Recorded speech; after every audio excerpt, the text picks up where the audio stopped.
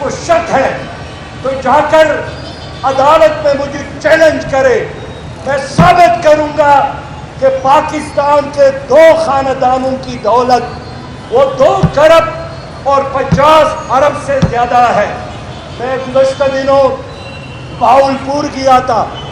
بہاولپور میں ایک زمانے میں عباسی صاحب کی حکومت تھی، تو ان کا قومی نشان وہ ایک پرندہ ہے پلکن جس کو کہتے ہیں۔ میں نے پوچھا یہ پرندہ اس نے اپنا قومی نشان کیوں بنایا؟ انہوں نے بتایا اس لیے کہ یہ وہ پرندہ ہے کہ بھوک کے وقت، خوراک کی قلت کے وقت، جب ان کے بچے بھوکے ہوتے ہیں تو وہ اپنے سینے کا گوشت کاٹ کر اپنے بچوں کو کھلاتے ہیں۔ اس لیے میں نے عباسی حکومت میں ان کو ایک قومی نشان کے طور پر لیا تھا۔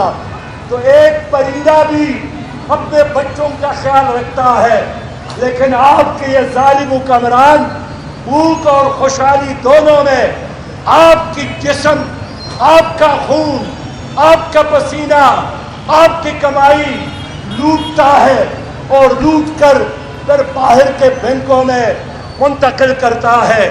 میرے بھائیوں، میں اس لیے کہنا چاہتا ہوں، یہ کہتے ہیں پاکستان میں قائد اعظم ہمارے لیے نمونہ ہے۔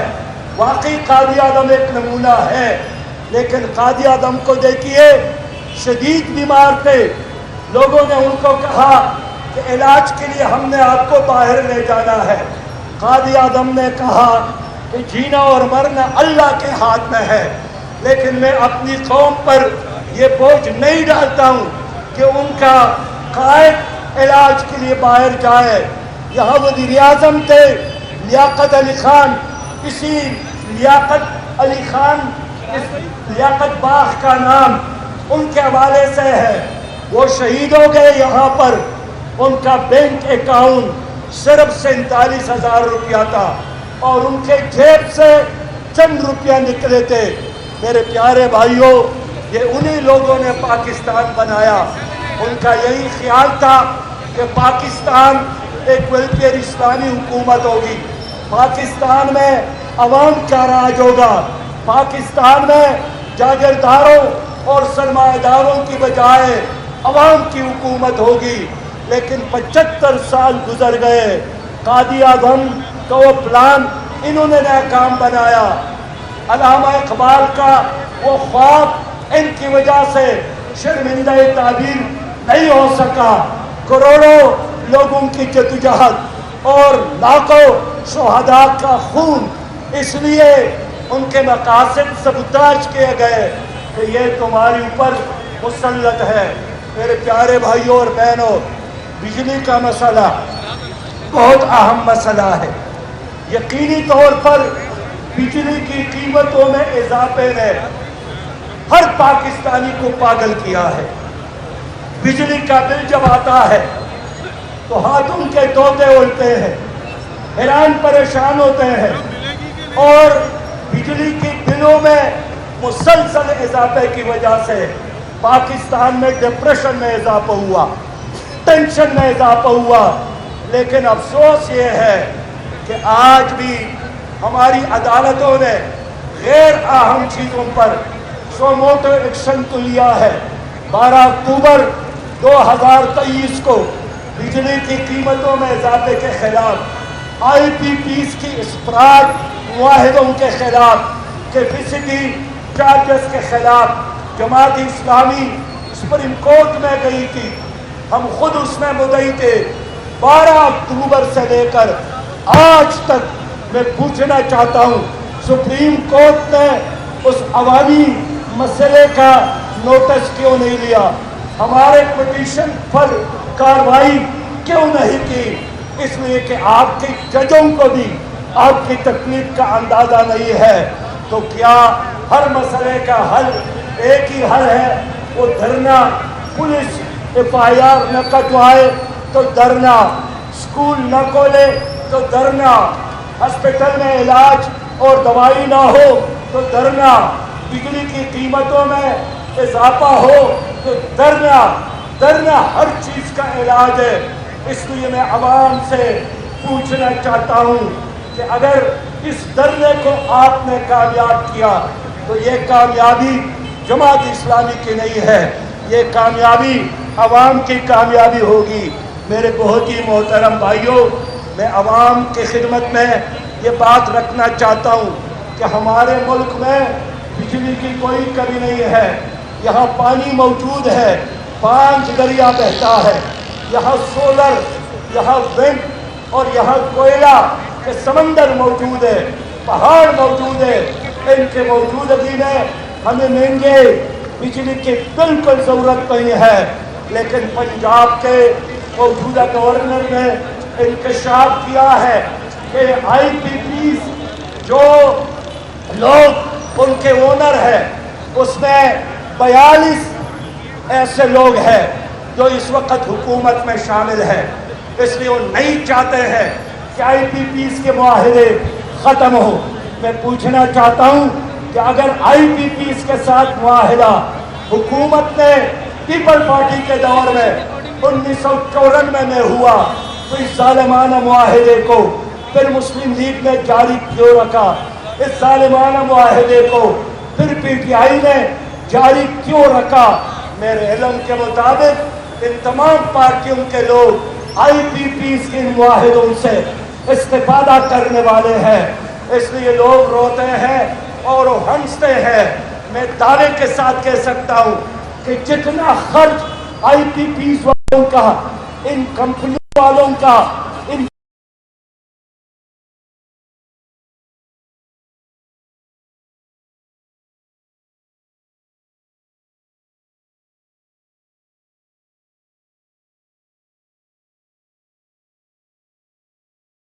'15 میں پاکستانیوں نے 200 ارب مہیا کیے تھے آئی پی پیز کو، اور اب 2024 میں 2000 ارب سے زیادہ ہماری قوم آئی پی پیز کو دیتی ہے۔ اب یہ ہمارے لیے ناقابل برداشت ہے، اب پیمانہ صبر لبریز ہو گیا ہے۔ میں عوام سے پوچھنا چاہتا ہوں کہ ایک سیاسی ورکر کے طور پر، ایک فائنانس کے طالب علم کے طور پر میں نے دنیا بھر کے معاہدوں کو دیکھا ہے اور اسٹڈی کیا ہے۔ اس حکومت نے کیپیسٹی چارجز کی بنیاد پر جو معاہدہ کیا ہے، یہ معاہدہ کوئی دشمن بھی نہیں کرتا ہے اپنی دشمن کے ساتھ۔ میرے دوستو، اب دیکھیے کہ اگر ایک کمپنی، اس کی استطاعت پیداوار کی صلاحیت 20,000 یونٹ ہے اور وہ 20,000 یونٹ میں ہم ان سے صرف 10,000 یونٹ بجلی خریدے تو ہم نے 20,000 کی قیمت ادا کرنا ہے۔ کیا کوئی پاگل اس طرح کا معاہدہ کرتا ہے؟ لیکن یہ معاہدے ہماری حکومت نے اس لیے کیے کہ یہ خود ان میں سے فائدہ لینے والے تھے۔ آئی پی پیز کا معاہدہ پاکستان کے 25 کروڑ عوام پر خودکش حملہ ہے۔ آئی پی پیز کا معاہدہ پاکستان کے عوام کے اوپر ایک معاشی دہشت گردی ہے، ہر جیب پر ڈاکہ ہے، عوام کا خون نچوڑنا ہے۔ میں اس لیے کہنا چاہتا ہوں کہ اس آئی پی پیز میں 2 طرح کے مالکان ہیں۔ ایک وہ لوگ ہیں جو باہر سے ہیں، بین الاقوامی ہیں، پاکستانی نہیں ہیں، لیکن ان میں ایک بڑی تعداد ایسے لوگوں کی ہے جو پاکستانی ہے اور پیپل پارٹی، مسلم لیگ اور پی ٹی آئی میں شامل ہے۔ ہمیں ڈرایا جاتا ہے کہ اگر آپ لوگوں نے اس معاہدے کے خلاف ورزی کی تو یہ لوگ بین الاقوامی عدالتوں میں جائیں گے، پاکستان کو جرمانہ دینا پڑے گا۔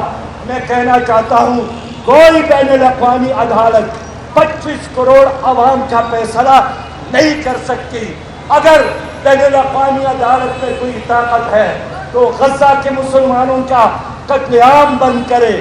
اگر بین الاقوامی عدالت کوئی چیز ہے تو وہ کشمیریوں کا قتل عام بند کرے۔ ہم پاکستانی ہیں، ہم 25 کروڑ عوام ہیں، ہم کسی کے غلام نہیں ہیں۔ تم غلام ہوں گے، تم نے یہ فیصلے مسلط کیے، ہم آزاد لوگ ہیں، ہم اس کو مسترد کرتے ہیں۔ میرے بہت ہی मोहतरम भाइयों, मैं आखिरी बात कहना चाहता हूँ कि ये जो IMF है ये क्या बला है। ये हुकूमत कहती है कि IMF का दबाव है, लेकिन IMF का एक बहुत समझदार आदमी मेरे पास खुद आए थे, मंसूर आए थे। मैंने जब उनसे ये पूछा कि आप जुल्म क्यों कर रहे हैं, उसने मुझे एक ज़बरदस्त बात बताई और बताया कि सिराज, जब हमारा और पाकिस्तान का मुआहिदा हो रहा था तो मैंने खुद जो IMF की तरफ से शराइत हो सकते थे और उनके जवाबात हो सकते थे तो इन लोगों को मैंने बताए।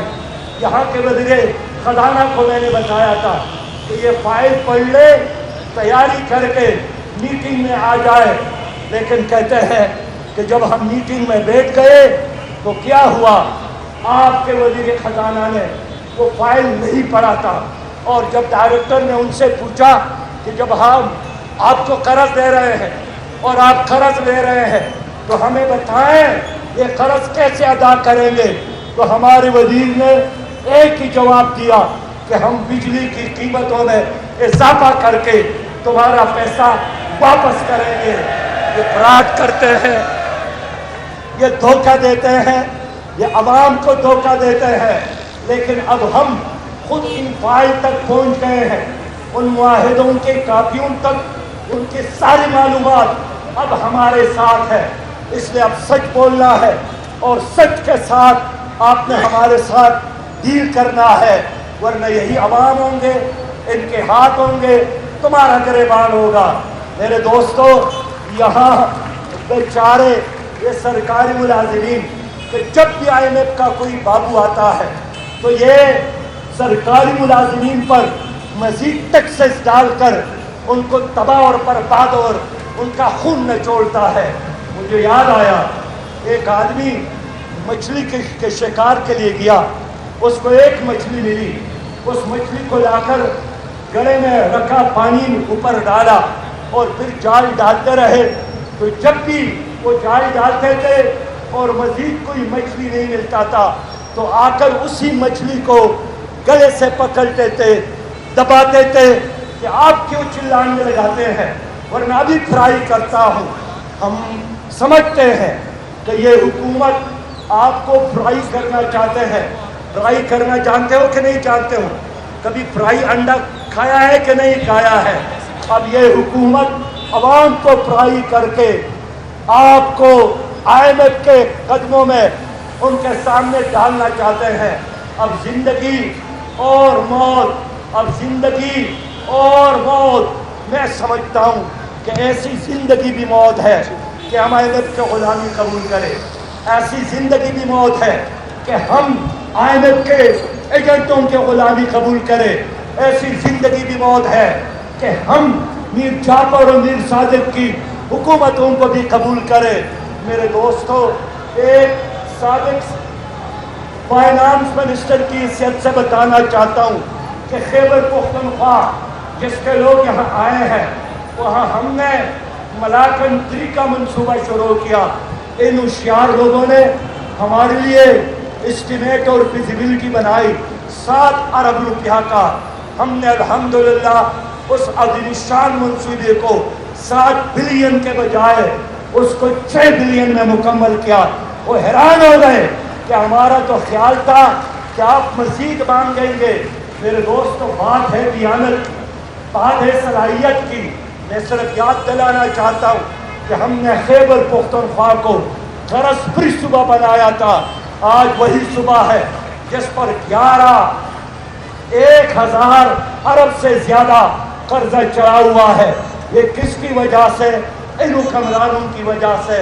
मैं अल्लाह को गवाह करके आपके सामने, अपनी कौम के सामने ऐलान करना चाहता हूँ कि हमारे साथ तुम्हारे कर्जों की अदायगी का हल मौजूद है। तुम्हारे साथ तुम्हारे ऊपर सूदी कर्जों के खात्मे का हल मौजूद है। हमारा कुल बजट 14,000 अरब है और 7,300 अरब आप सूद में अदा करते हैं। अगर ये लोग क़यामत तक भी बरसर इक़्तिदार रहे, आप क़यामत तक तरक्की نہیں کر سکتے. اس لوگوں اللہ کا خوف کرو. ایران کے لوگ اٹھے تھے, انہوں نے شاہ ایران کو بھگایا. افغانستان کے نوجوان بیدار ہو گئے, انہوں نے ایک سپر طاقت نہیں 2 سپر طاقتوں کو شکست دیا. ہمارے غزہ کے نوجوان 24,000 ہے, لیکن دنیا بھر کے عالمی کفر کو شکست سے دوچار کیا. ہم بھی توحید ماننے والے, ہم بھی نبی مہربان صلی اللہ علیہ وسلم کے ساتھ محبت کرنے والے ہیں. انشاءاللہ ہم اٹھے ہیں اور ہم منزل کے حصول تک جدوجہد جاری رکھیں گے. میں آپ کی ٹیم کو یقین دلاتا ہوں کہ انشاءاللہ ہم آپ کے دائیں اور بائیں کھڑے ہیں. میں نے اعلان کیا تھا کہ میں نے امیر کے طور پر بھی کام کیا تھا اور کارکن کے طور پر بھی کام کر سکتا ہوں. انشاءاللہ ہر طرح کا ساتھ دے کر ہم نے منزل تک پہنچنا ہے. میرے خیال میں بس فیض مستری کے ان اشعار کے ساتھ فیض نے فرمایا تھا کہ جس دیش سے ماں بہنوں کو اغیار اٹھا کر لے جائے, جس دیش میں قاتل غنڈوں کو اشراف چڑا کر لے جائے, جس دیش کے کوٹ کچہری میں انصاف ٹرکوں پر بکتا ہو, جس دیش میں قاضی منشی بھی مجرم سے پوچھ کر لکھتا ہو, جس دیش میں غربت معاون سے بچے نیلام کراتی ہو, جس دیش میں دولت شورپا سے ناجائز کام کراتی ہو, جس دیش میں آٹا چینی کا بحران حلق تک پہنچ جائے, جس دیش میں بجلی پانی کا فقدان پلک تک پہنچ جائے, اس دیش کے ہر لیڈر پر یہ سوال اٹھانا واجب ہے, اس دیش کے ہر حاکم کو سولی پر چڑھانا جائز ہے.